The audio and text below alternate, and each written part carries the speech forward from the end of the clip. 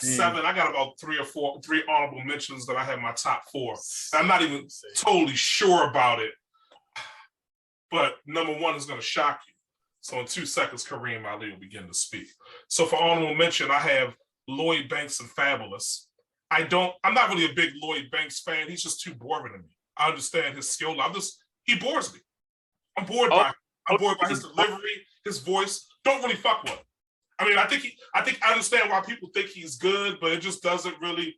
It's like he doesn't even give a fuck while he's rapping about it. It's like he doesn't even want to do it. He's just, I'm gonna talk this shit, and people seem to like it for real. I don't understand. Fabolous, I get.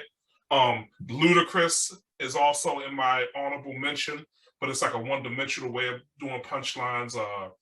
I will put Eminem in my honorable mention too, probably under Ludacris. And my top 4, I'm gonna go Canibus, number 4, scientific punchlines.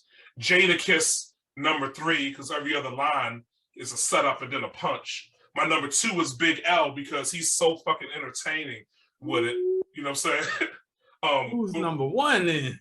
Let me just talk about Big L for a second. I mean, this motherfucker was bad, and just on some straight street shit would make it so entertaining and fun to listen to, whether he was telling a story, whether it was something he was talking about that was a little more, conscious. He did that every once in a while, or he was just randomly talking shit about putting a hole in a nigga's brain. Big L was probably one of my favorite of these artists to listen to. Even when I used to work with kids, if I put Big L on, they didn't know who he was, but they were always entertained by him and they enjoyed deeply hearing a Big L record. You know what I'm saying? And when it comes to getting nookie, I'm not a rookie. I got girls that make the chick Tony Braxton look like Whoopi. And if a bitch don't like me, she was like women. Oh my God, Big L. My number one punchline rapper of all time is Chino XL. Because every line was a punchline. And it was fucking ridiculous. Now, he has his flaws. People don't like him because maybe he's devoid of rhythm, or they don't like the way he puts it in. But in the cypher, Chino will burn niggas. I'm not saying he will be better than Canibus and Eminem overall as in a cypher, but he will burn niggas from a punchline standpoint when it comes to that one aspect of rapping. Chino XL is my number 1 punchline MC of all time. I give it to you, Lyrical Fight.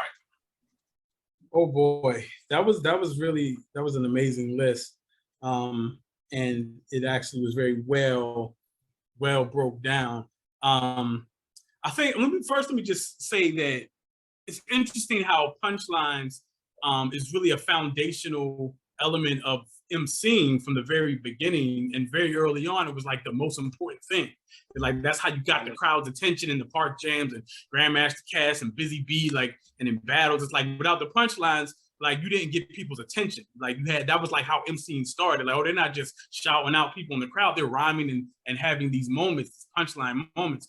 And where now it's interesting that in more of the popular hip hop now, it's not a lot of that.